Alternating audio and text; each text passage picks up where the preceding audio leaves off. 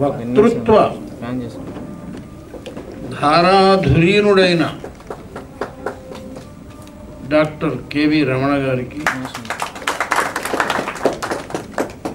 నా అత్యంత ప్రియ సోదరుడు జగద్విఖ్యాతుడైన ధ్వని అనుకరణ వేత్త, ధ్వని అనుకరణ కళాకారుడు డాక్టర్ నేరెళ్ల వేణుమాధవ్, ఈ బహుశా ఈ అంతస్తు కింది అంతస్తు కూడా ఇంచుమించుగా ఉచితంగా ఇస్తున్నట్టుగా నాకు తెలిసిన సాంస్కృతిక శాఖ డైరెక్టర్ గారికి, కాంతారావు గారు,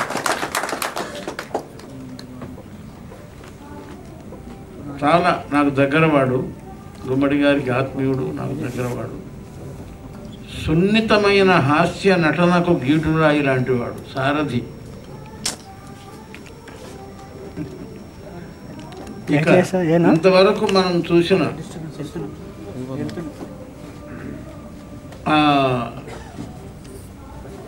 గుమ్మడి గారి నటనా జీవితంలోని ముఖ్యమైన ఘట్టాలను ఎంపిక చేసి దానికి వ్యాఖ్యానం ప్రవచించిన సినీ విజ్ఞాన విశారద ఎస్వి రామారావు గారికి, సదస్సులకు నమస్కారం. రమణ గారు అన్నట్టుగా నేను వేణుమాధవ్ గుమ్మడి గారి గురించి చెప్పాలంటే 1958 నుంచి మొదలు పెట్టాల్సి వస్తుంది. అంటే నేను సినీ రంగ ప్రవేశానికంటే ముందుగానే గుమ్మడి గారితో పరిచయం. కారణం ఏమిటంటే అతడు అంతవరకే నా రచనలు చదివాడు. నేను తోడు దొంగలు మొదలుకొని ఎన్టీఆర్తో కలిసి వీరిద్దరు తోడు దొంగలు, పిచ్చి పుల్లయ్య మొదలుకొని తరువాతి చిత్రాలన్నింటినీ చూసిన వాడిని. గుమ్మడి గారి పట్ల ప్రత్యేకమైన అభిమాన నటనను ప్రదర్శించాడు.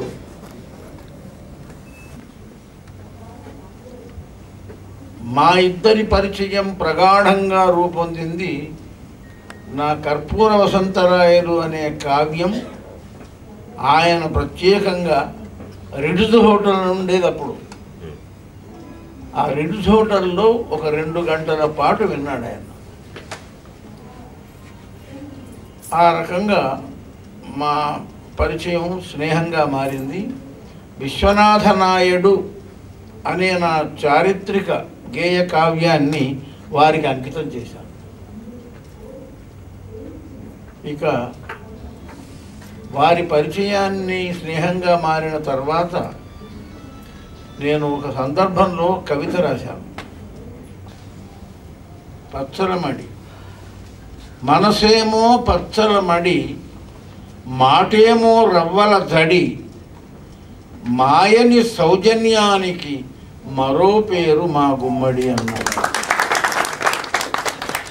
ఆయన వ్యక్తిత్వంలోని గొప్ప అంశాలన్నీ ఇందులో ఉన్నాయి. మంచి వక్త, మంచి మనస్వి, సౌజన్యం మారిపోదు, మధ్య మధ్య కాలాన్ని బట్టి, దీన్ని బట్టి, సందర్భాలను బట్టి మారిపోదు. గుమ్మడి గారు నటించిన చిత్రాలలో ఆయనను ఇంతవరకు తిమ్మరుసు చూసాము.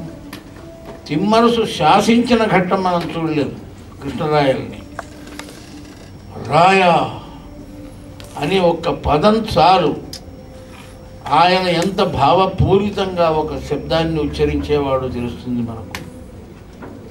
ఇంకొక చివరి చిత్రం ఉంది రామారావు గారు, ఒక సాయన ఏదో ఉంది, కాశీనాయన అనేది. దానికి నేను పాటలు కూడా రాశాను. కాశీనాయన చిత్రంలో ఆయన సొంత గొంతుతో పలికాడు. ఒక దశలో గొంతు అస్వస్థత వల్ల గొంతు పోయింది, ఇంచుమించుగా పలకలేని స్థితిలో ఉన్నాడు. లేదు పర్వాలేదు అన్నారు. లేదు, నా గొంతును నేను వినలేను, మరొకరు డబ్బింగ్ చెప్తే కూడా నేను భరించలేను, నేను నటన మానేస్తా అన్నాడు. తన గొంతు బాగా లేదని నటన మానేసినవాడు, సముదాత్తశీలం కలిగినవాడు. ఆయన వ్యక్తులకు ఇచ్చారు, గుమ్మడి గారికి ఇవ్వలేదు. నేను వైస్ ఛాన్సలర్ అయిన తర్వాత నా చేతిలో ఉంది కదా అని వారిని డాక్టరేట్తో సత్కరించాం తెలుగు విశ్వవిద్యాలయం. చాలా విశేషాలు ఉన్నాయి. ఇష్టచతుష్టయం అంటే ఏమిటో ఒక మాట చెప్పి ముగిస్తాను. మామూలుగా భారతంలో దుష్ట చతుష్టయం అని ఉన్నారు.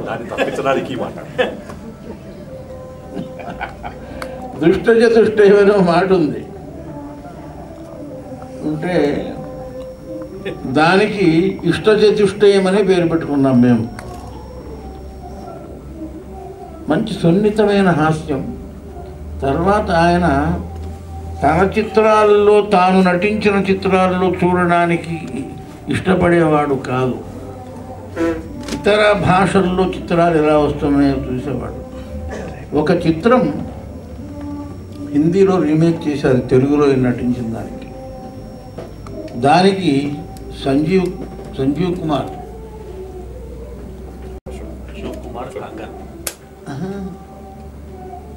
సంజీవ్ కుమార్ కదా నటించింది, అశోక్ కుమార్ నటించాడు.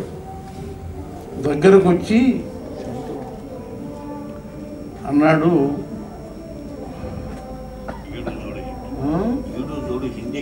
ఈడు జోడు హిందీ స్వయంగా వచ్చి చేతులు కలిపి మీరు నాకంటే చాలా గొప్పగా నటించారు అన్నాడు.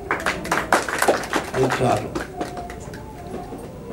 గుమ్మడి గారికి జయంతి సందర్భంగా మరోసారి ఆయనను జ్ఞాపకం చేసుకునే అవకాశం కలిగించిన కిన్నెర సంస్థ రఘురామ్కి నా కృతజ్ఞతలు చెప్తూ సెలవు.